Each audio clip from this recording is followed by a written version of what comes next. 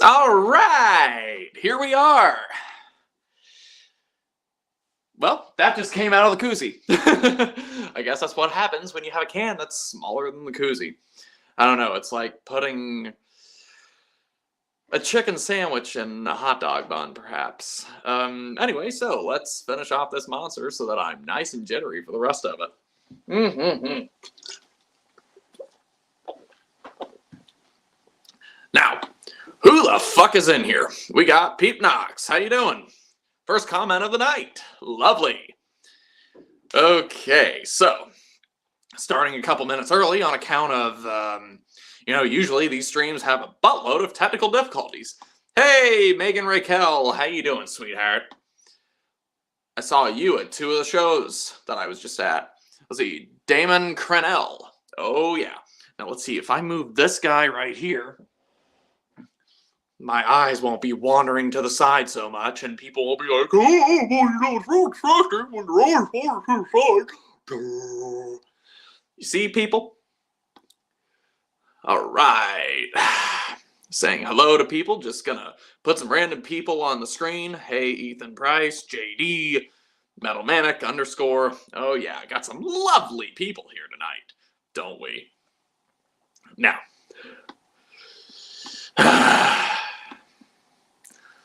got plenty of fun things we can talk about. The Duke is back. We got plenty of fun things we can talk about for the next hour or so. The main subject is going to be my trip.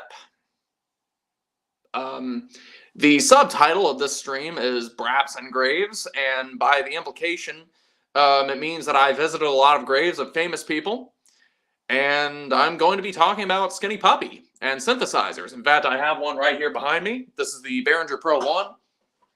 And my hair is weird over there, so I'm just going to brush that just so that I don't hate myself. Okay, so I'm going to talk about this later in the stream as well, but this is the Behringer Pro 1 synthesizer I just bought. Not the only synthesizer I bought recently, but we'll get to that story. This is a remake of the Sequential Circuits Prophet 1. And it costs a fraction of the price. It is a totally analog synth, monophonic, which means the bass sounds are pretty intense, pretty nice.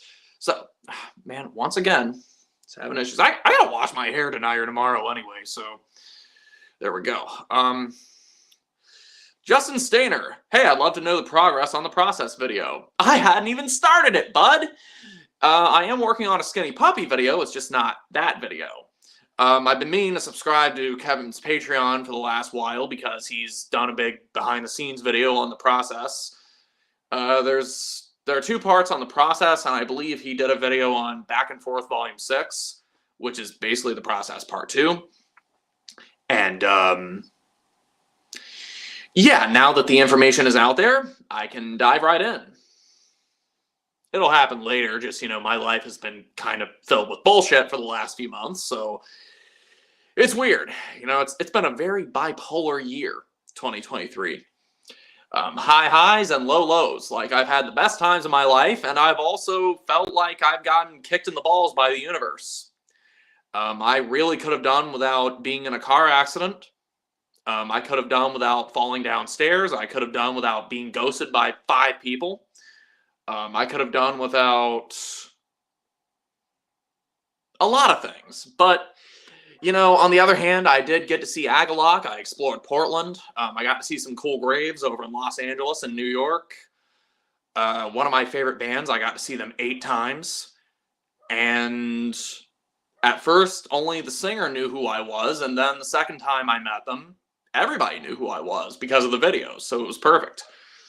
Misfits Fan 13. Hey, dude, I'm a huge fan. You're such a badass. Well, thank you. Thank you so much. Random concerts. Are you seeing KMFDM next year? Hopefully. Hopefully. I mean, I've already seen them, so basically the idea for me is that I want to focus on bands that I hadn't seen before. I already have a video for Crypta. I already have a ticket for Crypta.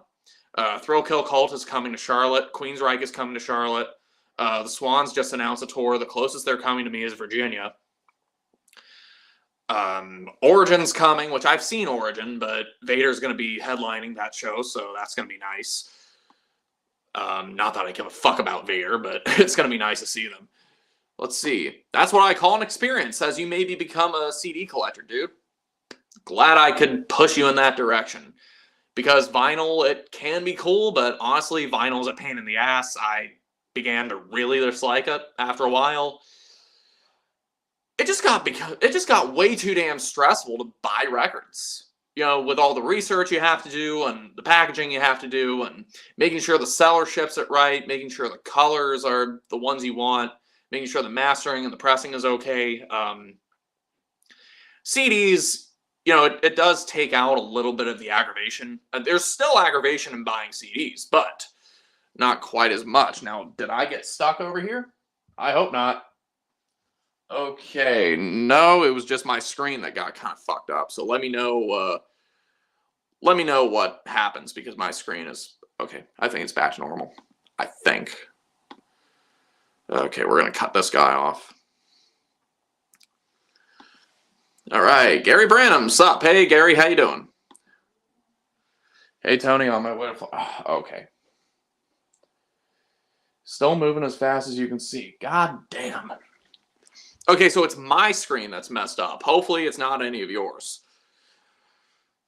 Okay. And now it's not letting me click the damn comments. See? Told you. Wouldn't be a Killbot stream without some form of technical difficulties. Man. Trying to click on some comments here, people. Zoofagus. Is Zoofagus' comment on here? No, it's not. I'm going to get kind of aggravated here in a minute. Okay, Zoofagus. Finally.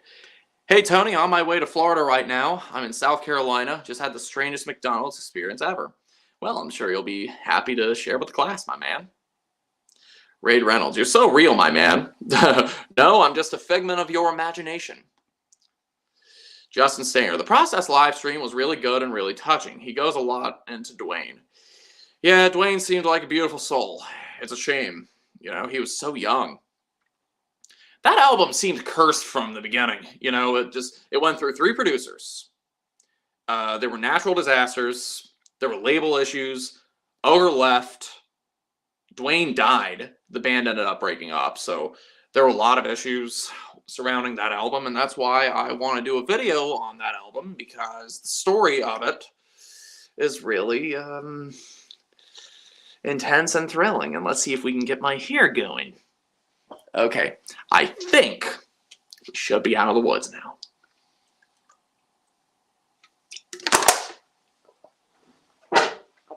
Water from here on out. Are you going to see the Metal Crushes All tour? I'm not even sure. Bro, you need to see Ghoul, to be honest. Well, as it so happens, Ghoul is getting ready to go on tour with Municipal Waste. That's going to be awesome.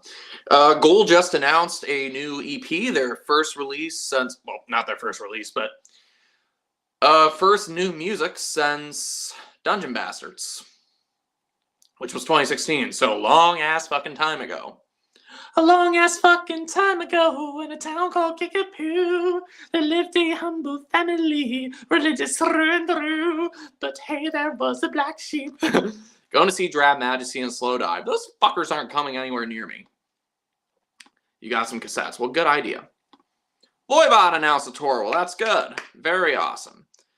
Hey, Hudson's in here. Hey, I sent you a message on Patreon. I couldn't tell, just came back from having my eyes dilated at the fucka-fucka-gist, and from what I see, your hair is fine. Thank you. Very out of context, I know, but you partly inspired me to pursue a liberal arts degree, and I passed my first exam. I partly inspired you? How did that happen? I mean, I'm glad to hear the story, and I'm glad you got inspired, but how exactly did I push you in that direction? Combat 97. I want to go so bad, don't know if I'll be able to, because Circle Jerks is like the week after. Well, stop buying tattoos, stop buying weed, stop going to fast food with all your avocado toast, and then you'll be able to go. I'm just fucking with you. I know the struggle, man. All these shows that keep happening. And what drives me crazy is all these shows that happen, they get announced a month before they come over, and you don't have a chance to save up for it. That drives me crazy. It's like, come on, my wallet can only take so much. Hudson will reply tonight. You have a spare Lords of Acid Lust promo poster. Would you want it? Fuck yeah, I'd want it. Huge Lords of Acid fan.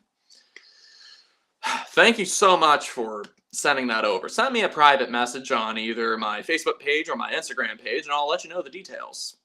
Because trust me, that would be appreciated. Lords of Acid. So, oh yeah, Lords of Acid's going on tour. They announced that they're coming to North Carolina. They just haven't announced the venue, and they haven't made the tickets available yet. That's going to be awesome. Their new singer, absolute babe. I love her. My type of woman. And she's got a good voice too, so that helps. But, so speaking of Lords of Acid, so on Facebook, their Facebook page, they announced that they had one copy left of this photo book that they added as a reward for their Kickstarter campaign in 2018. I got many rewards from that Kickstarter campaign as I gave a lot of money. My name is in the liner notes of the album and the thank yous. That's one of the rewards that you pay for. I got a couple DVDs. I got the vinyl, the 2 LP pink vinyl. It's kind of rare now. Only 300 copies made, I think.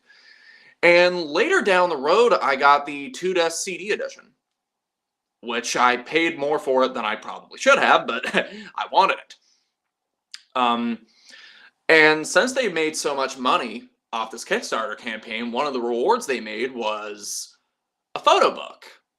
I love photo books. So they described it to be better than it actually was. They were like, oh yeah, it commemorates 25 years of Lords of Acid, and it features all sorts of memorabilia from over the years, blah, blah, blah. It sounded enticing. As soon as I got that motherfucking thing, the cover art was blurry. So it was a close-up of the Voodoo You girls, the Devil Girls. But it was blurry. As soon as I saw that cover, I was like, oh boy, we're in trouble. That fucking thing was 24 pages. 24 pages. And some of the pictures looked kind of crappy. There was weird formatting. The whole thing looked like it was a college project, you know, like if you go to Office Depot and have them print a book for you and it's for a college course. You know what I mean? Like the paper was extra glossy and it just felt cheaply done. And honestly, somebody with graphic design experience should have done it. Yeah, I got it in the mail and I listed it on eBay the next day. I was so excited to get it, and then I was so sour when I opened it up. Now, not that I can blame them. I mean, it was a cool idea, just very poorly executed. You know, maybe someday somebody will make a professional, Lords of Acid coffee book that will rock the house. I guess I'm just used to how Melodic Virtue does photo books because he always does these photo books in a professional manner, very detailed, very comprehensive, a lot of little details, stuff in the background, stuff in the foreground, etc. He covers all the bases. And yeah, they should hire him. Gary Branham, any new music coming from you? Well, this upcoming video, I am coming up with some industrial music. Oh yeah, we'll get to that. Hey, Chris is here. Hey, happy 50th birthday to Chris. Chris Chasak on here, but I just call him Chris Duncan. I kind of forgot your last name. You'll have to tell me in the DMs later. But I know that sounds shitty, but I've called you Chris Duncan for so long that that's basically what I refer to you as now in my mind. So yeah, happy motherfucking birthday to you. I hope your day has been full of pizza and hopefully kitties and horror movies and toys and all sorts of shit. Gigi is a babe. Hell yeah. And me, I'll admit it, I was a simp. I got her something off her Amazon list that she posted a while ago. She said she was gonna like do a post like wearing whatever it was that you got her, and she hadn't done it for mine yet, but I don't know. I'll admit it. Fine. I had the extra income. I had a good month, so fuck it. Make fun of me all you want. I don't care. Make credible. Well, I always wanted to study languages as a degree, and seeing how you utilize your knowledge made me less worried. You genuinely helped me defeat a whole only to go to college for money narrative. Well, I'm glad that I'm glad that I could push you in that direction. College definitely helped me. It helped with the videos, actually, in a direct way, because I took a course on jazz. I took a course called History and Film, and there's a direct correlation between that and the Lords of Chaos video I did. See, that whole course, we were to watch movies based on historical events, and we were to do historical reviews on them to see how historically accurate they are, how historically inaccurate they are, and the purposes for the changes, etc. And actually, after I did that video, I sent it to my professor, who I hadn't seen or spoken to in years, and he was like, oh yeah, this is really great. And I thanked him for what he taught me in that course. The other course I took, there was Intro to Jazz, there was Intro to Music, which those were 2 courses taught by the same professor. And she had us write these essays, 500 words, using musical definitions to describe songs.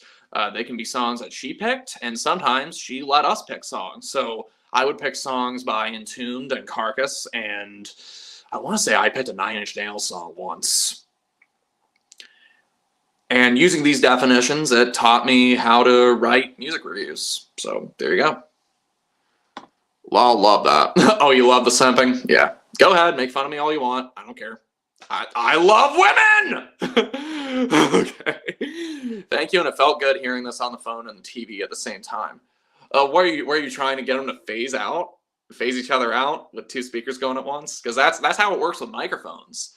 Actually, one of the David Bowie albums, I believe it was Young Americans, the music was recorded live, and so in order to get the vocals from David to cancel out with the vocals from the choir group, who was about 20 feet away, I think, they had to point the microphones directly at each other.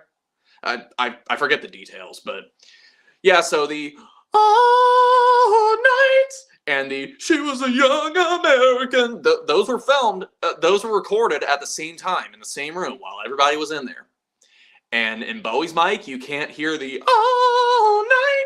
And in the choir's mic, you can't hear the she was a young American. Okay, I'm doing my best Bowie impression.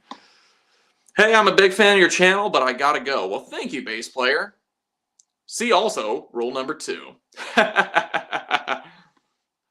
Bowie is my daddy. You know my daddy used to say, my daddy, blah, blah, blah, blah, blah, blah, blah, blah, blah, blah, blah. Well, isn't that fucking enlightening? Well, my daddy used to say, fuck yo daddy. Vengeance Falls. Sup, Tony? How are you, bud? I'm doing wonderful, man. There are times where I simp for female musicians, too. Oh, Christina Scabia is my girl. God damn. Okay, I better, like, keep this to a minimum because people are going to start making fun of me. Okay, so speaking of George Carlin, so as many of you know, I was just in Los Angeles to see Skinny Puppy's final shows ever. They played 4 shows in a row, December 1st, 2nd, 4th, and 5th at the Belasco Theater in Los Angeles. That was my first time in California in about 13 years. The last time I was there on a family vacation, and I did not like Los Angeles at all. My opinion on it didn't change much this time, but I had a lot more fun this time. For instance, I was able to do more things that I wanted, mostly visiting graves, because I'm a morbid fucker, okay? I visit a lot of graves of a lot of famous people. There's Hollywood Forever Cemetery, so I got to visit 2 Ramones. I got to visit Dee Dee Ramone's grave, Johnny Ramone's grave, Cecil B. DeMille, Burt Reynolds, Mel Blanc. For those of you who don't know, he was the voice of Bugs Bunny, Elmer Fudd, Daffy Duck, Yosemite Sam, all those Looney Tunes cartoon characters. Chris Cornell, he was also buried in Hollywood Forever Cemetery. And let's see, who else was in Hollywood Forever Cemetery? Oh, there's a famous internet kitty in Hollywood Forever Cemetery. His name is Close Up. And he has an Instagram page. It is Close Up the Cemetery Cat.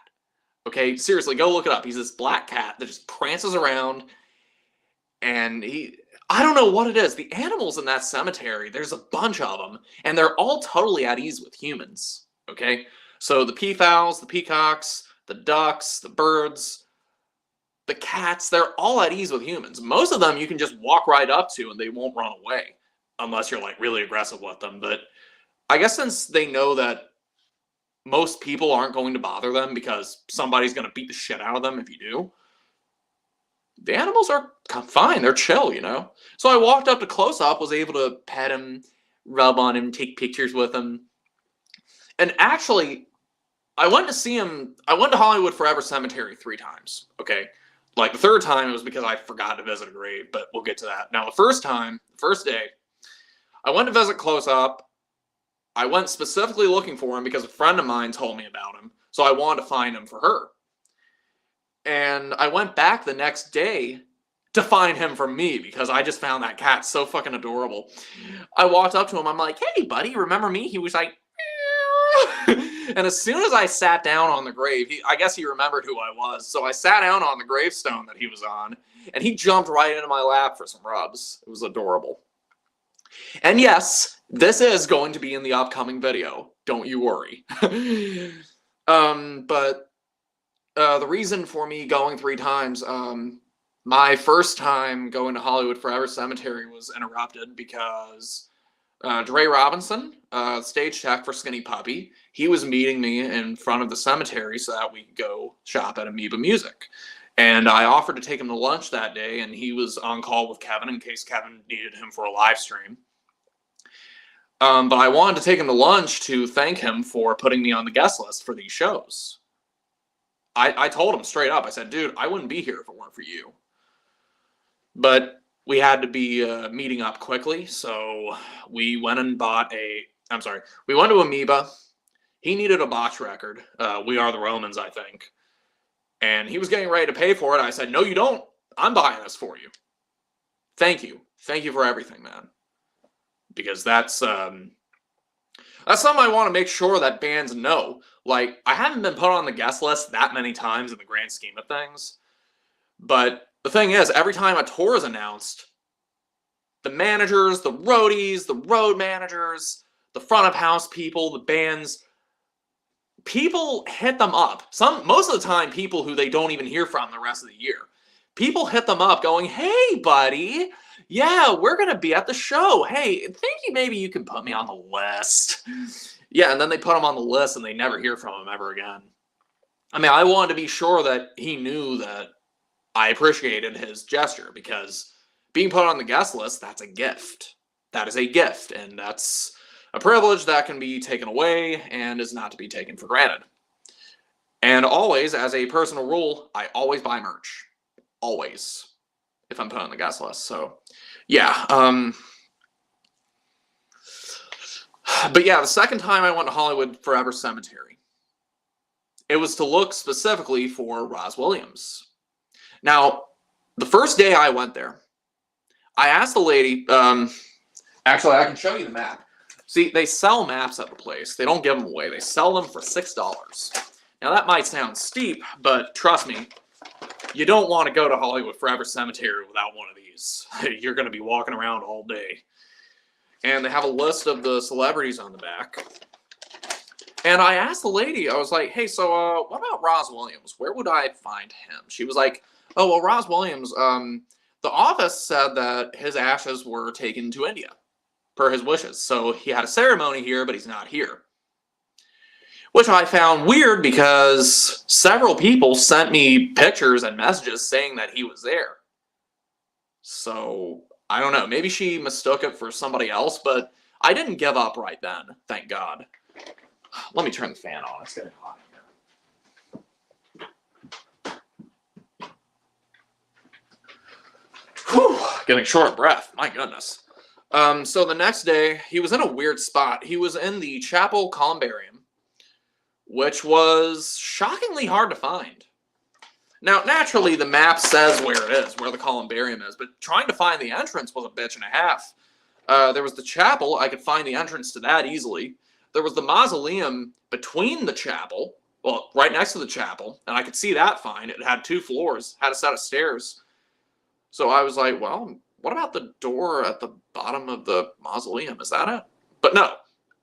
I asked a security guard, and he said, okay, so what you have to do is you have to follow the hedge that's between the chapel and the mausoleum. Follow that hedge. It'll be the door on your right.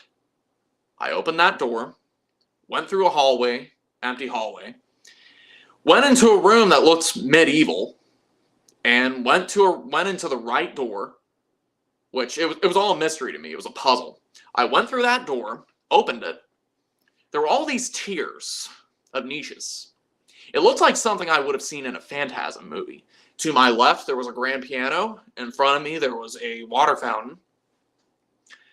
And I went up the stairs, and Roz was right there. Roz was right there, eye level to me. So, yeah, I got to play some Christian Death on my phone and sit with them for a minute. There were people who, like, had lipstick kisses on the niche, and they left guitar picks, and they drew 1, 3, 3, 4 on there. Somebody left their Christian Death CD there. And I'll tell you something. I've been going to cemeteries all my life. I've been visiting graves. I've taken walks and made bicycle rides happen in cemeteries. Never really got spooked by it, you know? I mean, it's haunting imagery. It's spooky imagery, but I never got actually spooked there. And as far as emotions go, I teared up a little when I saw Dave Brockie's grave. I came close to tearing up at Pierre Steele's grave, but visiting Roz, I was the only one in the room. I was the only one in the building. So every sound I made, every footstep, every word I said, sound traveled. I was the only one in there. That was the only time I ever got spooked visiting somebody. It was eerie. And how appropriate. The godfather of death rock, visiting him spooked the shit out of me. After about 20 minutes of sitting there, I was like, okay, I gotta get out of here now. You know what I mean? Okay, so let me get back to the comments because I know it drifted a little bit. Gary Branham, do you like Go Ahead and Die? Never heard of it. What's your favorite Kiss album? Talking about Slipknot. My personal favorite Kiss album might be Creatures of the Night because Eric Carr's drumming is just... like, the moment the album begins, just sets the tone for the rest of the album. You got War Machine, you got I Love It Loud. Even the ballad, I Still Love You. Beautiful. Beautiful. I mean, I kind of wish Ace played on the album, but in the grand scheme of things, it's not important who played on it. It's just a great album altogether. I Love Revenge, even though the second album is kind of flabby. Second half of the album's kind of flabby. And I love the first three. Hotter Than Hell, Kiss, Dress to Kill. Like, they're cheaply produced, but they're brilliant. And people shit all over Kiss because they're like, oh, well, they had a great stage show, but they couldn't play music. Dude, the album sold millions of copies. And when you buy the albums, they don't come with smoke bombs, they don't come with lasers, they don't come with spitting blood, they don't come with fire, they come with music. And if the music wasn't good, nobody would go see their shows.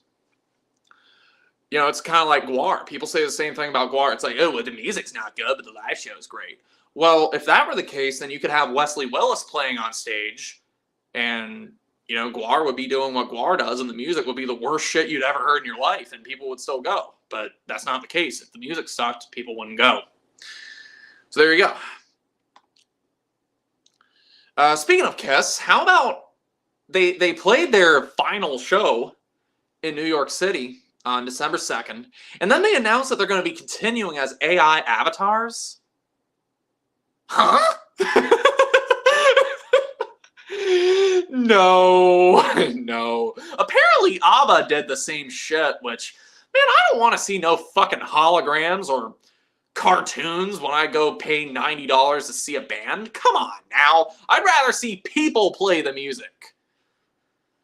You know, it's like going to see Obituary. You might spend $30 to see 4 bands and you'll have the time of your life. You know, fuck paying $100 or however much people are spending to see Kiss.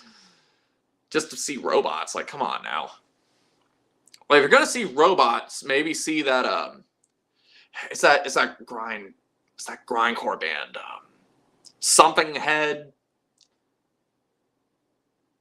They did a famous cover of Ace of Spades. I know the band, I just can't place the name. Okay, we're going to get back to the comments.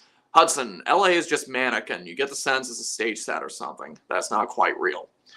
Well, I did pass some stage sets. It was not a very bike-friendly place.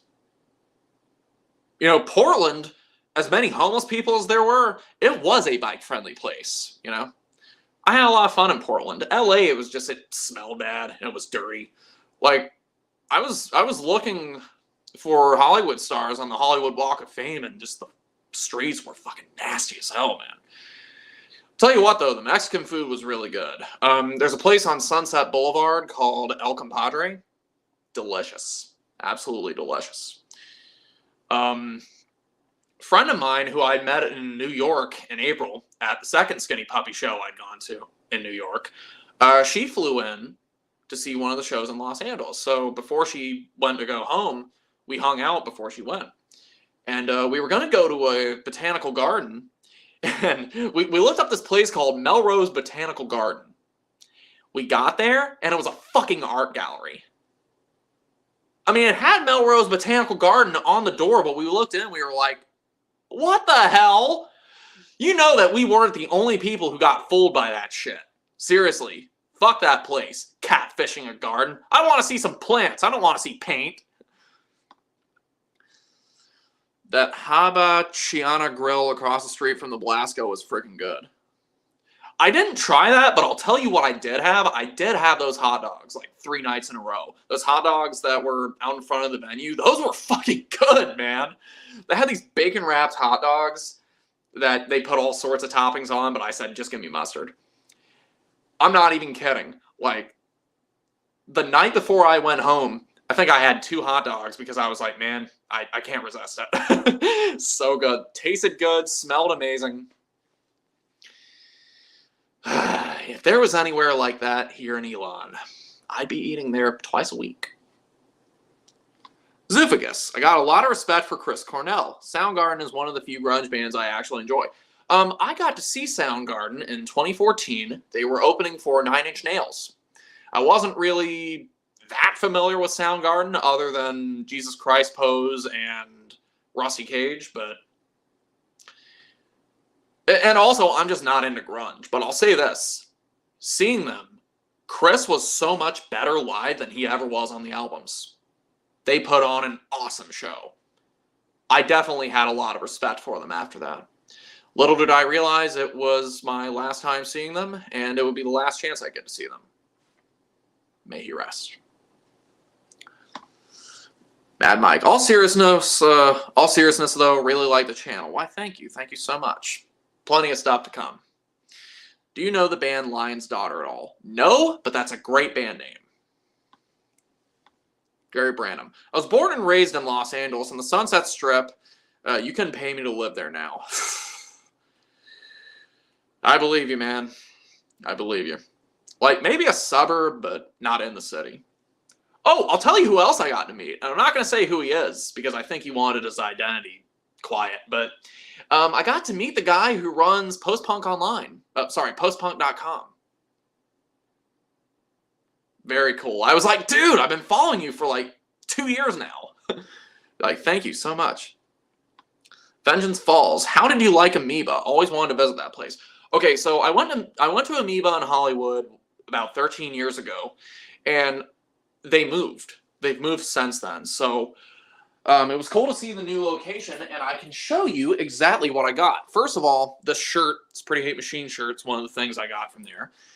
And in the collectibles for $6, Rush R40, All Access Pass. I've been on a big Rush kick lately, so this was really cool to pick up. They also had a vintage Depeche Mode Ultra sticker for about $3 that I picked up with the intention of putting on one of these CD towers, and unfortunately, as I was peeling back the paper, some of the paper was getting stuck. I ripped up out of frustration. Colonel Stinkmeaner. Good for you. People always bum off bands with the guest list. They really do. You know, it's like... I don't know. Gary Branham. Yeah, that's a misconception that Roz's ashes are there. The urn is empty. Is it really, Gary? Because, like, the note was there, picture of him was there. Like, I don't really know any details about the India thing. All I know is that his urn was there. It'd be weird if they had an empty urn in the niche. I don't know.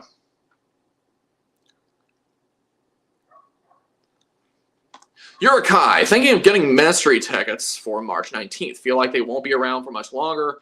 Also listen to an interview with Al Jorgensen and Alex Jones. Why in the hell Al agreed to be in the room with Alex Jones is beyond me. But, I mean, if you want to see him, go see him. I've seen him 3 times. I don't need to see them ever again. So, there you go. Phantasm was shot at Hollywood Forever. Was it? I didn't know that.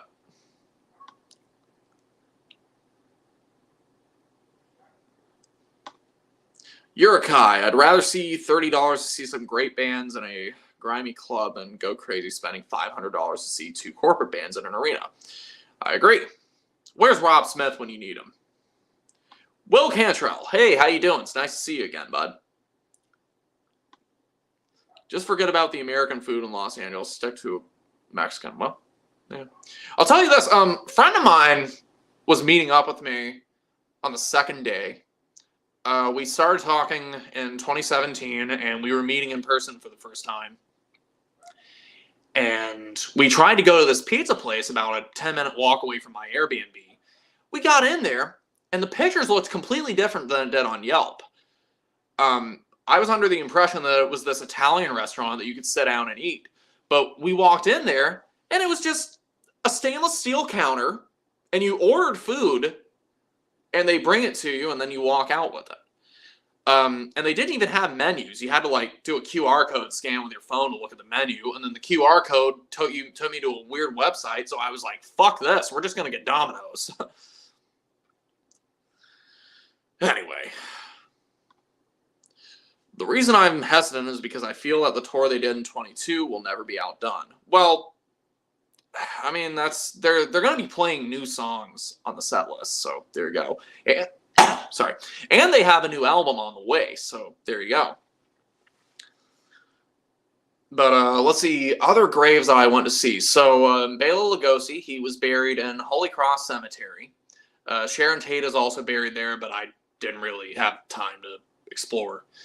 But yeah, Bela Lugosi wanted to sit there and play some Bauhaus for him, do some Dracula poses.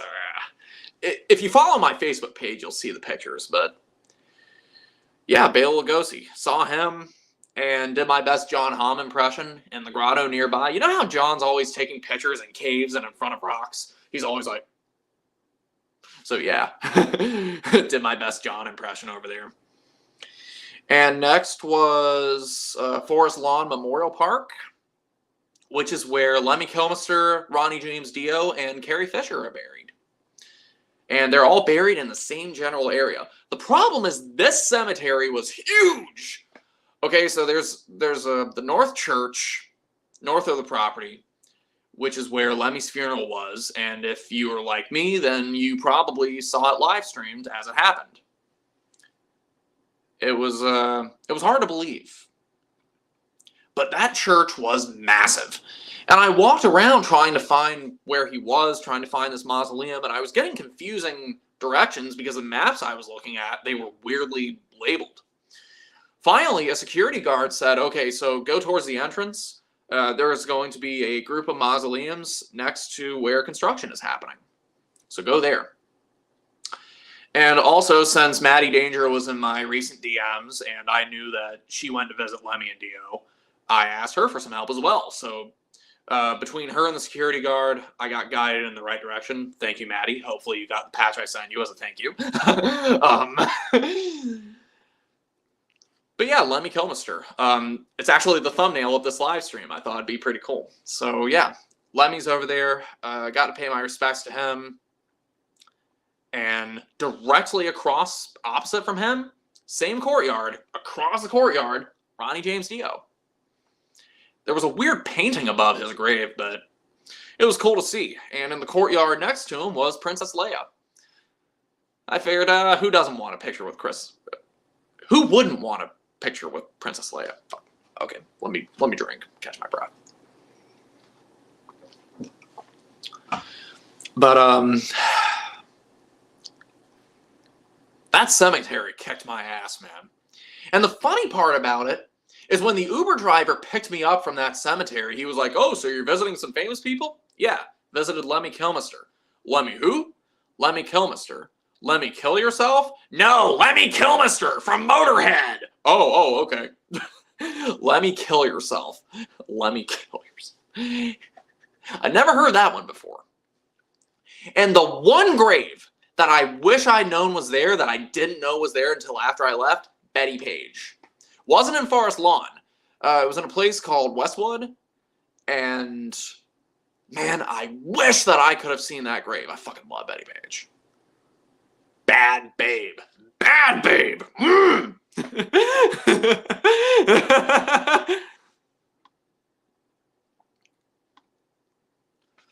Gary says, the urn is just there as a tribute so the fans can visit it. I actually knew Roz and I saw it all go down.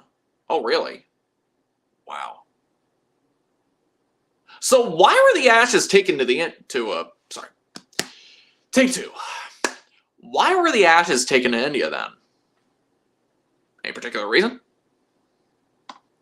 Zoofagus, I don't know how I feel that metal crushes all tour. Death metal and arenas don't mix. I doubt those shows will stop. Well, you vote with your wallet. Metal Manic. Not a big fan of LA either, but Malibu and Walnut Creek are my favorite places in California. Andrew Gabriel, how you doing, man? Underscores, gotta eat. Cool. Foxifer, what's up, man? Since we're on the topic, favorite Motorhead record. Probably Bomber. But you know what? Even more than that, Everything Louder Than Everything Else. For one, it's got a lot of energy. For another thing, the track listing is awesome. Like, most of my favorite Motorhead songs are on that album. And yes, I like it better than Hammersmith. The ashes were probably cursed and spiked on Baylor Khan's coffee when he wasn't watching. I'm pulling this out of my ass. Oh, speaking of Christian death, did you guys see that Mark passed away recently? Wow. And strangely enough, I saw that version of Christian Death in 2017. They opened for Lords of Acid. And I forgot that I even saw them until I saw a flyer a few weeks ago from that tour. And I was like, wait a minute, Christian Death was on that tour? I mean, that's how big of an impression they made on me. I forgot they were even there. I did not care. I was there to see Lords of Acid. Comic Christ was on that tour, and I definitely remember them. But, yeah, so Christian Death. This feud between Baylor and Roz. You know, apparently it wasn't really a thing in the early 90s when Roz was still alive, but it became more of an issue after he died because Roz died penniless, and Baylor has been able to sustain the success of the band. So, you know, it's a bit of an unfair situation, I think. Foxfur, just finished my shift. Goddamn power outages keep me from working longer than I should. Yeah. Had a Christian Death deep dive, and I can't for the life of me get into Baylor Khan's era. Me neither, man. Like, I think the first album he did was okay, and then after that, don't even bother. Like, if you want good Roz Williams stuff, just listen to Roz's 90s stuff, I suppose. But yeah, Los Angeles, it was an interesting time. The venue was beautiful. The sound system was really good. And there were a lot of great Skinny Puppy moments there, you know. Met a lot of really cool people. A lot of people traveled for the shows. There was one lady that I met from Switzerland, and she had seen them at least 53 times since the 1980s. And yes, I interviewed people for this video. I watched this Rush documentary called Time Stands Still. It's free on YouTube. I highly recommend you watch it. because the documentary is about Rush's final tour and the band ending. And it's also about Rush's fan base and how everybody responded to the final shows. And so I was watching this documentary and I was thinking, I should interview people. So that's what I did online. I just talked to people, asked them how many times they saw Skinny Puppy, what drew them to Skinny Puppy, what you get from Skinny Puppy that you can't get from other bands, where they traveled from, etc. And this video is about fandom, and it's about the legacy of a great band, debatably one of the greatest bands of all time. That band did not have good luck ever in their career. They were lucky to have a great fan base that loved them, but they've had money stolen from them. They've had label problems. On the set of the Doom Generation movie that they were in it for like a minute. Kevin fractured his knee. They got fucked out of the rights to their music, their early music anyway. They don't make any money in Europe. And they've had incidents on tour this year. For instance, absent from the second leg of the tour that was there for the first leg, the spoon feeding of the brain. Okay, this involved using a metal spoon, and one night, Minneapolis, Ogre clamped down too hard, Dustin pulled it out too quickly and too hard, and Ogre had 4 teeth knocked out. He had to have teeth pulled the next day. On top of that, I think they had to, fire their bus driver because apparently he was, clamping car batteries to, his nipples or something. I don't know if that's true. I gotta ask somebody if it is. I can't really tell if they're joking or not, but... yeah, they had a lot of bad luck over the years, but hopefully they felt blessed this year with the VIPs and people giving them gifts and telling them how important they were, because... They really are. There are a lot of bands that wouldn't exist without Skinny Puppy. And in this case, they played some new songs this time that they did not play on the first leg of the tour. TFWO, Rash Reflection, Far Too Frail. They did not play those songs on the first leg of the tour. And on the final show, they played Test Year. I never heard them play Test Year until this last show, and I was so glad they did. And the final show was Ogre's birthday, December 5th. He turned 61. Now, I got in line early because I had the VIP package for that day. And my plan actually was to buy Ogre's microphone. I may have told this story already, but after every show on this... the VIP people... for every show on this tour, they had the chance to buy Ogre's microphone that's used on stage each night. Not cheap, obviously, but I figured, hey, December 5th, it belongs in a museum. Might as well be my museum. I got there early, and I was maybe the 4th or 5th person in line. And as soon as I walked in, I saw a sign on the merch table that said, oh yeah, microphone is sold. I was like, what? But the merch isn't supposed to be open until after the sound check. Oh yeah, we make an exception for the microphone. I'm like, fuck! Oh well. I didn't need the microphone anyway. I just thought it'd be cool to have, but my mood suddenly improved as soon as the band got on stage and started giving their speeches and started playing music, and it was just a great vibe altogether. The first time I did the VIP for Skinny Puppy, which I don't do VIPs for bands. I did it for Lords of Acid in 2017, just to see what it was like, and then never did it again until this year for Skinny Puppy, because, hey, final tour, may as well.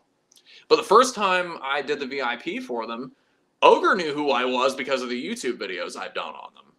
He'd seen the videos, and I handed him a patch as a gift, and he turned to the guys, he was like, hey, did any of you know this guy? This is Killbot! It was flattering, to put it mildly. Now, this time, Kevin's Patreon stream on the Last Rites album, Dre was wearing the Killbot shirt that I sent him. And they talked about my Quest for Last Rites video. And I'm presuming that that video that I did, Ogre's Brain Confetti, was passed around to the guys because I'd sent it to a few of them. Because everybody this time, when I approached the stage for a picture, everybody was like, "Hey, look who it is!" And Ogre said, "The legend." Okay, when one of your musical heroes refers to you as the legend, that is an indescribable feeling right there. I mean, that whole minute went by so quickly. But having seen that Rush documentary a few days before, I asked them, I said, "Hey, so 2 of you are Canadian. Do any of you happen to like Rush at all?" They all got quiet. And Ogre was like, sure. I guess he just wanted to see where that was going. But I said, well, there's a similarity. Skinny Puppy and Rush, both Canadian bands. Both bands played hometown shows in Canada before finishing their careers here in Los Angeles. They all seemed impressed by that fact. And before I left, I asked Matthew for a guitar pick because I saw that he had signature picks, and I'm a guitar pick collector, so I asked him straight up, I'm like, "Hey, so if you can, is it possible maybe you can throw a guitar pick in my direction?" He's like, "Oh yeah, I'll rub my balls on it before I hand it to you." He did hand me a guitar pick later in the night. Fortunately, no balls were rubbed on it, but I can show you the pick. Here it is right here. Hopefully it focuses okay, but yeah. Very cool. Okay, a lot of mindless droning, so let's see if we can get back to these comments, as it's been a few minutes. Chris, my food is ready, thanks again, and message you later. Thank you, Chris. Hope your day was awesome. Were you able to meet Alan the Thrill Kill Cult? Sorry. Were you able to meet Alan the Thrill Kill Cult guys after the show? No, but I did see them. So, for those who were wondering, at the 4th show, December 4th, I was close to the front, I look up at the balcony, and there's Al Jorgensen rocking out to Lead into Gold. He was doing this number, just this twirl against the rails. It's funny because all those years of bashing Paul Barker, and here he is rocking out to his music. I'm so glad they're on good terms again. David J. from Bauhaus was also in attendance, and so were Frankie and Mamie from Thrill Kill Cult. And on the final show, Danny Carey from Tool was there. So yeah, important people. Now, naturally, I didn't go backstage or go to any parties or anything like that, but it was really cool to hear about all that stuff.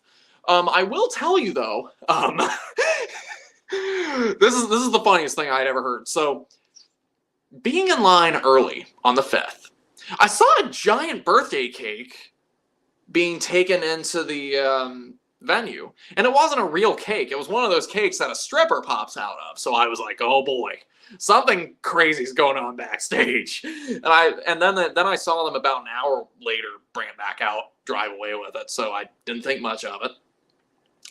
But then a video was shared. A dancer popped out of the cake with an alien mask. And the song playing that she was dancing to was Culture Club's "Do You Really Want to Hurt Me?" And this alien dancer fucking popped out of the cake to give Ogre some birthday spankings. It was the funniest shit I'd ever seen. For those who are wondering, it is on Skinny Puppy's fan group on Facebook. So if you want to join that and look at it, I highly recommend. Okay, so Facelift, what's your favorite Rush album? Mine's gotta be Hemispheres. Probably Clockwork Angels. I'm also a big Signals guy myself, so there you go. A lot of people are like, oh, well, the production on Signals is kind of muddy. Whatever, it's the 80s. You know, the songwriting is really consistent, damn good. Counterparts is excellent. Clockwork Angels, they definitely finished their careers with a bang. Are we getting a demo of the Pro 1 later? I'm interested in getting one. Dude, get one. Funny thing is, as soon as I took it out of the package, and I let it warm up for a few minutes, got a MIDI cable, and I started messing with it, with the Hydrasynth as the controller for it, my thought was, okay, I think I went a little over my head with this because this is complicated and I'm not getting the sounds I'm looking for. As soon as I started making good sounds with it, then I was like, okay, now I'm in. I think this is a good time to mention the other synthesizer I got. Excuse me. So I've been wanting to get a synthesizer for years, and for whatever reason, I just never took the plunge to do so. So many brands out there, so many debates between analog and digital, and the thing is, digital's getting really good. So I've been debating on what synths to get, and it was between the Korg Minilog and the Arturia Mini Freaks and Micro Freaks and the Moog Grandmother and the Hydrasynth Explorer. And what sealed the deal for me was seeing that Kevin Key was playing the Hydrasynth Explorer on stage. Now, think about it. Kevin Key. He owns probably every synth ever made. So, yeah, if he's over there playing that on stage, that's quite an endorsement, and all the endorsement I need. So, Hydrasynth Explorer. This is really fun. I've been having a lot of fun playing this. It is a digital synth with analog filters. And actually, before I started doing this stream, I was making music for the video on this. I was able to make drum sounds. I was able to make bass sounds. I was able to come up with melody lines. I mean, the song's not finished yet, but yeah, it's really bassy, really warm, and it can also be good for leads. Yeah, I highly recommend it. And honestly, like, despite the menu diving, it's pretty easy to learn. You know, it's actually easier to learn this than it is to learn the Pro 1. Because the Pro 1, naturally, you know, it doesn't have any keys, and it's analog, so there are no presets. Everything has to be sought by knob. You know, you turn knobs and you find everything. Has a manual glide. It has 2 oscillators. It's got an LFO, like 3 modulators. It's a cool instrument. And as I mentioned earlier in the stream, it is a remake of the Prophet 1 by Sequential Circuits. I was wanting this because I saw an interview that Kevin Key said that the Prophet 1 was the most legendary synth of all time. The Prophet 1 was used on a lot of the early Skinny Puppy stuff. There was also the Esquire basses, like on Warlock. Esquire synths, like on Warlock. The Prophet 1 is the one-voice monophonic version of the Prophet 5, which I'm waiting for that Behringer remake, the Pro 16. That's going to be nice when that comes out. And interestingly, I looked up that this synthesizer, the Prophet 1, in 1980, I believe, it was considered a budget synthesizer for the time, because when it first came out, it was $645.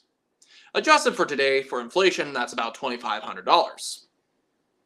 And strangely enough, some people criticize the build quality on this Pro 1, but apparently people criticize the quality build of the Prophet 1 as well. So, I don't know. Like, look, as far as I'm concerned, I'm not going to be, like, throwing this around or smashing it against shit, so it's built fine, okay? It's Behringer's guitar pedals that are built like shit. They sound good, but man, please use thicker metal. But yeah, synthesizers. I'm going to be learning those for a while. I don't know shit about synths or how to use them, but give it a year. Give it a year. I'm going to come up with some cool stuff. Okay, Gary finally responding to my Roz Williams question. Roz wanted to have his ashes scattered there. Simple as that. Also, there was only one Christian death, the Roz-fronted one. I did hear that his family might have held on to half of his ashes, though. Interesting. Okay. That's what I call an experience. What's your favorite Godflesh album or EP? You made me discover Godflesh. Fuck. Slave State's really good. Merciless is really good. The self-titled EP is really good. Street Cleaner is amazing. And you know what? The new album was really good. Like, I don't know if I can pick a favorite, because they're all great in their own ways. I will say that Us and Them and Hymns, listening to them recently, I didn't like them as much as I did when I was younger, so there you go. Anyway.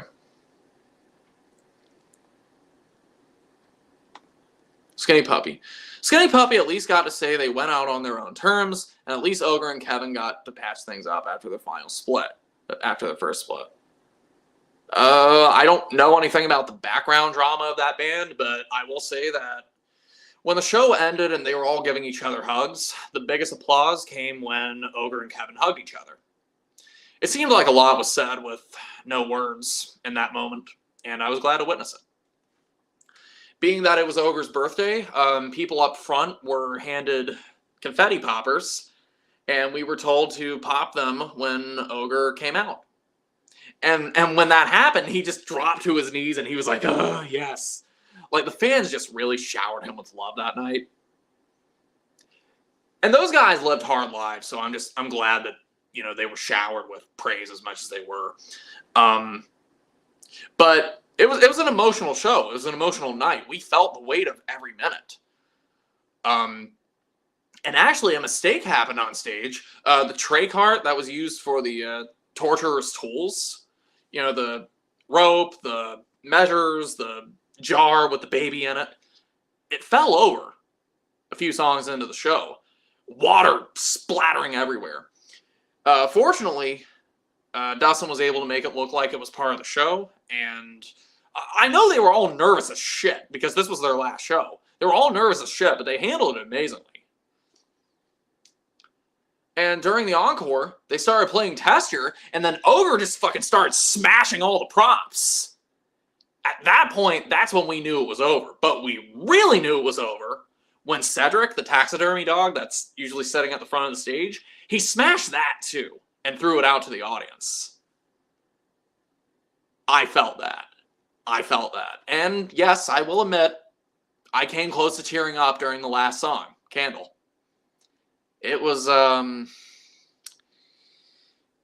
quite the experience. So, among the best shows I've ever been to, 9 Inch Nails in Cleveland last year. And then December 5th, Skinny Puppy, final show. It was quite the ride. I've never seen a show like that. And never will again, probably. So yeah, definitely a top 2 show, period. It was just... I'm not kidding. I teared up on the way to the airport the next morning. I did. Fuck it. Make fun of me all you want. The reality was setting in. It's over. You know, one of the best bands ever is finally done. For good. There was an article that was being shared that Ogre is going to be doing a project with Paul Barker. And also, Cyberactive is making a return. They released a new single, and supposedly the new and upcoming Cyberactive album was supposed to be the new Skinny Puppy album. And for whatever reason, it ended up not happening, so they gave it to Bill Lieb and Reese Fulber of Frontline Assembly. It sounds like Frontline Assembly as soon as Bill starts singing, but you know what? Cool. So far, I like it better than the last Frontline album. That album sucked.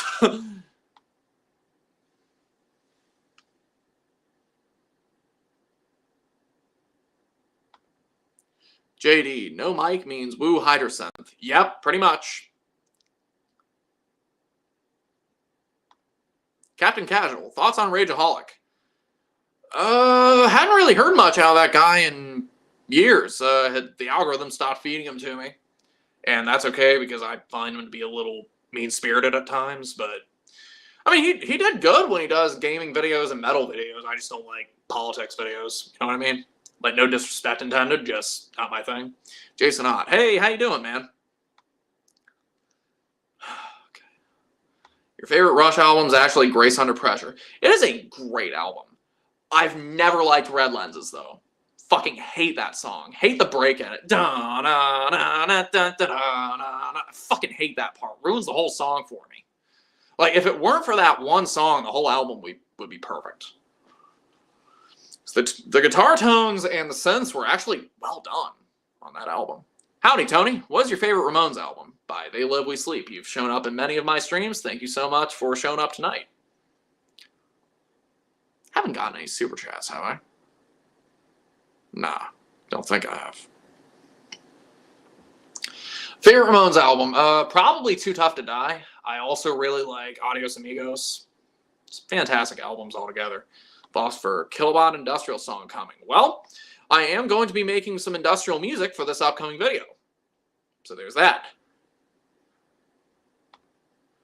Damon, gotta run some errands, talk later. Cool, thank you.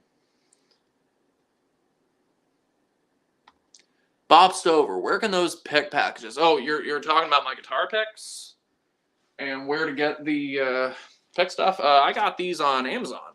And if you watch my video on collecting guitar picks, I can't remember the name of it right now, but I believe I use either silver dollar or $half coin holders. And you can get the sheets for them as well. And you can get those on Amazon for your binder. And that's how I store mine. And personally, I also like to write what shows I got them from, and I like to write what guitar player threw them out if the back of them doesn't have their signature. Because I love collecting these. And among the things that I also collected from the show, I got physical tickets for all of the shows because I was on the guest list. They gave physical tickets to the guest list people. But during the Skinny Puppy shows, they were also throwing out these notes during the song Human Disease. People have referred to them as tormentor notes, and if I can put this up. Okay, there we go. So, that is the alien. And basically, this is what the doctor is writing down while Ogre is being examined, tortured, whatever. And these are ripped out of his clipboard and then thrown into the audience. Now, everything in purple... I'm sorry. I'm really doing the best I can here. So everything in purple is printed, it appears to be. Everything in black is handwritten, including the autograph, because I caught one again a couple nights later, and the autograph looks totally different. So, yeah.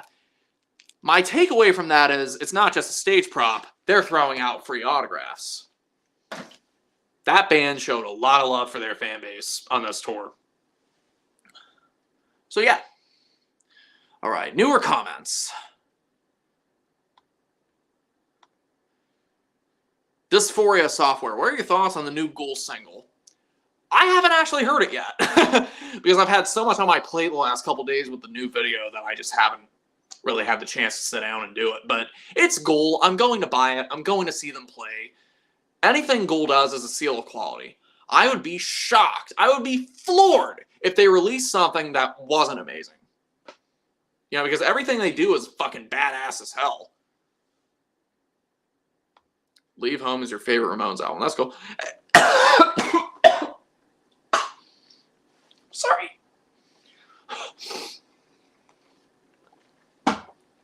Bobby Stover, a $2 super chat. Thank you so much, man. Thank you. Hey, hopefully your pick collecting journey goes well.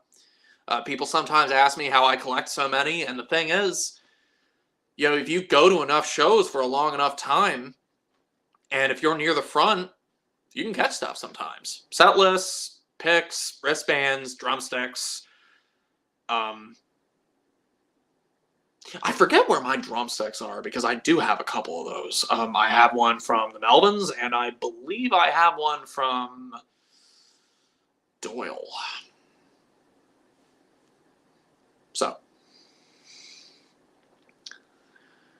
So, how about this Power Trip reunion that's happening?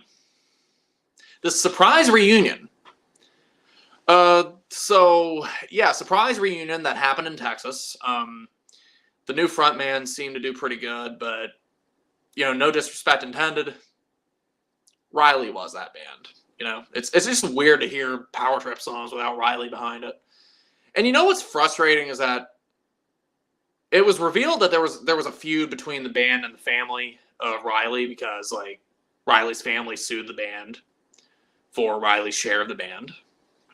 And then his family was saying that they weren't contacted for this reunion. Now, when it comes to band drama, there's usually multiple sides to things, so I don't know these people. I'm not going to comment, but it is weird seeing all these people in the comment sections going, oh yeah, Riley would have wanted this, Riley would have wanted that, like they knew the guy. Most of them didn't, okay? Like, it's great that his music resonated with you so much that you feel like you knew him, but, you know, he's gone. You know, we don't know what he'd say. I will say that I think that the feud between the family and the band should have been kept private. That was nobody's business. Nobody needed to know that. Like, nobody should be in a position where they have to pick sides. That being said, the band, they're talented people. I would love to see them play more. So, I'm curious to see what they come up with. It's just, it's kind of a messy situation, and I wish it wasn't. I was lucky enough to see Power Trip twice while Riley was in the band. I caught a wristband, and I caught 2 guitar picks. I sold one of them to a diehard Power Trip fan. And, yeah. I guess we're just going to have to see where it goes. It's a shame that things happen the way they happen, Band politics, band drama, always sucks. Did I ever get into any of the other bands Justin Broderick has done? I mean, I listened to a little bit of Jesu when I was younger. I don't like it as much now that I'm 28, but when I was 15, I ate it up. At this point, I just prefer more aggro stuff. So, what else? So the Skinny Puppy show. After the show, somebody said, "Oh yeah, does anybody want this poster? I have an extra poster." I was like, "Sure, I'll take it." So, gave it to this lady that I met at the show, Megan. She was in here earlier. And she's going to hold on to it for me. And when this video gets uploaded, I'm going to do a giveaway with this poster. It's probably going to involve you sharing the video and proving that you shared it, following me, whatever. And, yeah, we're going to have a contest after this video. We're going to make it nice and fun. And I want to get this video up and out as quickly as possible because it has already been 10 days since Skinny Puppy ended, and I hate it. For the sake of relevancy and also for the sake of YouTube across the board really takes it up the ass as far as views this time of year. The further along December goes, the worse it gets. So, there you go. Everybody's on holiday. Nobody wants to be watching fucking YouTube when it's Christmas time and they're opening presents. It sucks for me, but hey, that means I gotta rush. I gotta haul ass. And I've been doing voiceover work. I still have 4 pages of voiceover to do, which voiceover is the hardest thing you can do for these videos. Because line for line, everything has to be perfect, man. I've been streaming for 1 hour and 12 minutes. Cool. Foxfur, I'm not keen on Power Trip reuniting. Also, half the guys had another project called Fugitive, the new vocalist from that band. Okay, I didn't know who the new guy was. Vegan Metalhead, really enjoying death metal lately as my taste mainly goes between death metal and black metal. Yep, death metal's hard to beat. Some Convulse, some Demolic, some Demigod. Vegan Metalhead, working on Christmas this year. Since my workplace is up. Are you asking if I'm working on a Christmas project? Well, I do want to do a Christmas live stream, just for the hell of it. I think I've done that once or twice, and I definitely want to do it again this year, so that's going to be fun. So, yeah. Oh, so I want to give a quick shout-out. As soon as I got off the plane in Greensboro, I went to McKay's, my audio mixer that I've been recording guitars on for years. It's starting to have features fail on it. It still works, but like the meter doesn't work. The EQ hasn't worked for years. And I went to buy an interface at McKay's, the Scarlett 2i4. Well, as soon as I posted that I got this interface, there was a gentleman who speaks to me on Instagram sometimes. He said, "Hey, I had an extra one laying around that I could have sent to you. Tell you what, take it back to the store, get your money back, and I'll send you this one." Yeah, saved me about $146. Thank you so much, Dan. Because he sent me this Scarlett Solo, which it's more suited to my needs. It has an XLR output and a guitar input. Output. XLR input, guitar input. It's small, so it's great for space conservation because that mixer that I have, it's huge.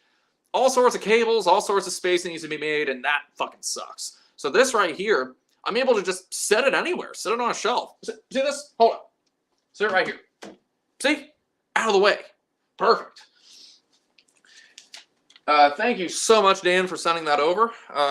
He also sent me this shirt, and he makes some music, so Autumn's Eyes, if I can get it to Balance Right, got Autumn's Eyes right here. So if you guys want to check out his music, please go ahead and do so, because he just helped me a fucking ton. So far, the guitar tracks are less noisy, and I have used this today to record some synths. So there you go. Cyberfelt, awesome 9 Inch Nails shirt, man. Thank you. Thank you so much. Got this from Amoeba in Hollywood. And we got a super chat, $2 from They Live We Sleep. Thank you so much, man. Pepsi for the TV game. I do like some Pepsi. I like Mountain Dew better. Metal Manic, you did. I remember commenting on that live stream in Christmas 22. That's right. I did do a live stream that day because I think I did the, let's see, I did the Christmas music video in the morning. And then I did the live stream later in the evening. Okay. All right. Underscore is back. So why don't we talk about some of the souvenirs that I got? Let's see. So among the things that I didn't talk about, I went to the Rainbow Bar and Grill. Yep, the whole place is a shrine for Lemmy Kilmister. Lemmy is everywhere. He has a mural outside. The little bar outside, it's called Lemmy's Quarters, Lemmy's Lounge. Lemmy's Lounge, that's what it's called.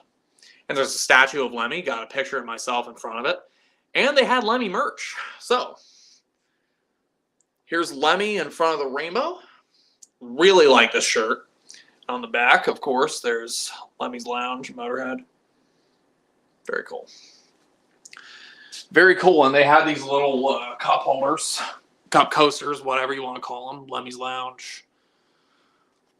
Born to Lose, Live to Win. 49% motherfucker, 51% son of a bitch. Hopefully that focuses.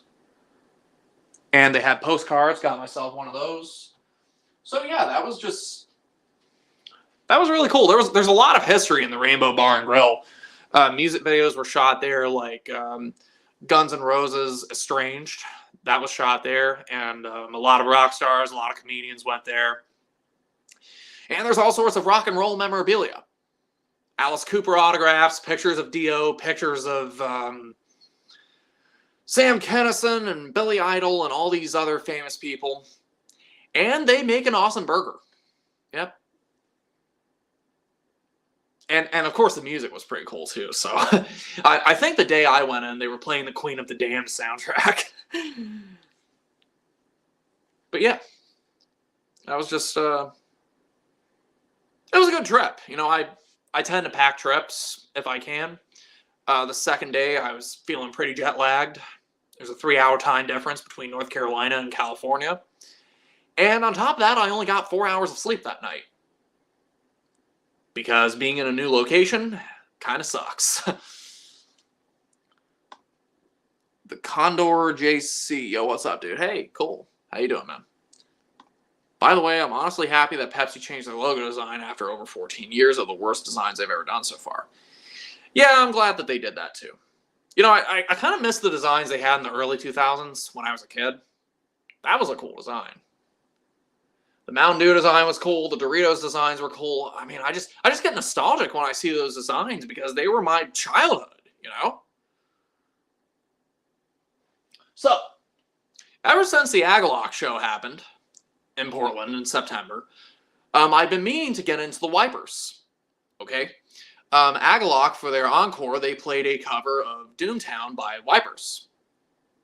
And so, the box set, it's their first 3 albums. It's a little pricey on eBay and Discogs, but fortunately, if you buy it directly from their website, $15. Here it is, Wipers box set. Box set, which is actually a digipack. But 3 discs. And I listened to the first album finally yesterday and loved it. So good. And I've been told that there's not a bad release by this band, so I was excited to hear this. Meanwhile, at McKay's the other day, I found this. Throbbing Gristle's Video Archive. It's 7 DVDs.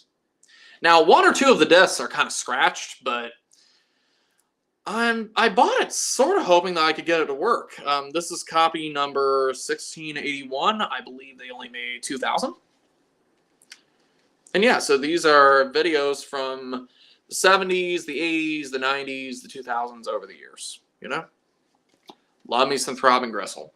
And the price that this commands on eBay and Discogs is outrageous. So I'm hoping that I can get these to work. And if they don't, well, maybe I can sell them at a discount, you know? Because you can buy a copy brand new for fucking $200. Brand new.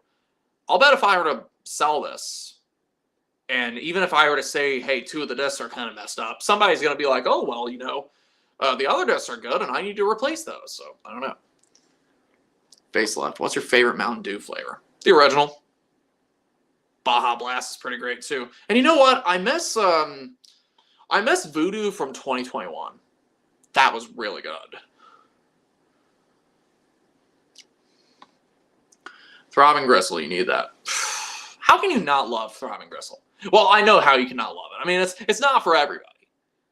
But they were definitely important in the grand scheme of things. So, what else can I talk about? Oh, so speaking of Agalock, Portland, and the Wipers, I got sent an article recently that apparently the Thompson Elk is going to be returning in 24. It's going to be out of city storage, and they're planning on putting it back where it was. Cool. So all the Agalock fans can go take pictures in front of the statue. I got to see where the statue was supposed to be, but I didn't see the statue itself as it was in city storage. Given that it was damaged during the 2020 riots and the city had to save it. That statue has seen some shit, man. It's been around for over 100 years, and it's seen riots, it's seen wars, it's seen all sorts of shit. Did get to see some other cool Agalock spots, so that was nice. What's your favorite Cryptopsy album? None So Vile. I know it's a cliche answer, but fuck it. That is a potent 30 minutes. It's a short album, but man, it does not overstay its welcome. It's concentrated into this small dose. Run on home and cry to mama. Vegan Metalhead. Getting back into cooking so I can post on my website. Lately I've been doing gourmet hot chocolate. You use whole milk, you use heavy whipping cream, you use some good Dutch dark chocolate. Like this right here. Makes it taste sweet, rich, etc. It's really good. Really, the quality of the cocoa powder you use determines the quality of the hot chocolate. And the heavy whipping cream with the fat really adds to the flavor. And it helps it not boil over when you cook it on the stove, so there you go. According to Apple Music, I listened to None So Vile 112 times this year. Wow.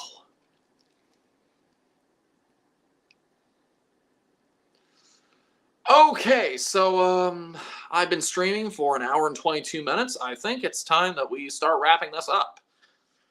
But the new video that's coming out, I already have a title for it. It's going to be called Skinny Puppy's Final Brap in Los Angeles. I was flirting with the idea of calling it Ogre's Birthday Confetti, you know, just to tie it in with the first video, but you know what, I feel like it'd be a little too confusing. So yeah. That's going to be cool. Gotta go. It was fun being here. Catch you later. Thank you, Andrew. I'm going to be wrapping up here, too, because I want to have some pizza. Random concerts. Did you know Kevin Key has a YouTube channel? It's called Scaremeister. Yep. And sometimes he posts the streams that he does on his Patreon page. There's one on Too Dark Park, and it is incredible. Watched every minute of it. Annika, epic, can't wait for the new video. I can't wait to do it. I'm having a lot of fun making it. I'll message you on Facebook about the Lords of Acid poster. Yes, please do. Okay, so among the other things I wanted to mention before I go, where are those shirts that I laid down? Where are they? Oh. Where are those shirts? Oh, there they are. So I posted this on Facebook. I posted this on Instagram. There are these 2 medium shirts that I want to sell. I've worn them, and I want them gone, and I want them gone cheap. So here, Drab Majesty, medium shirt, Right here, got a little bit of a deodorant mark there, but not the end of the world. At least you know I'm wearing deodorant. And we've got Heavy Meowtle, since a lot of people said they liked the shirt in the last time I posted where I wore the shirt. Now, I want $10 a piece for these, with shipping, but if you buy them both, I'll axe the shipping. And the reason I want them gone is because these were gifted to me by a person who, unfortunately, no longer speaks to me for mysterious reasons. Just ghosted the fuck out of me over the summer. And so seeing these makes me feel like shit. So I want them out of my life. I'll buy another Drab Majesty shirt later that's not associated with this person. But, yeah, so if you want to do that, message me on Facebook, Instagram, Patreon, wherever you want to reach me. I also have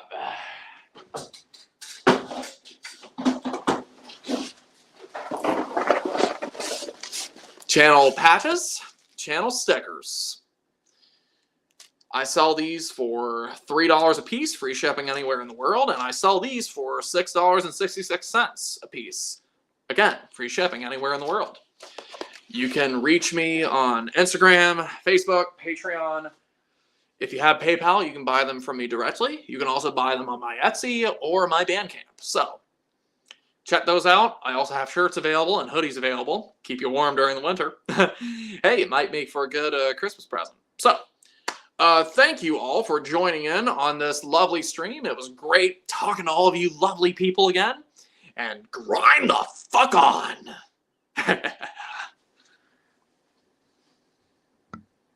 End.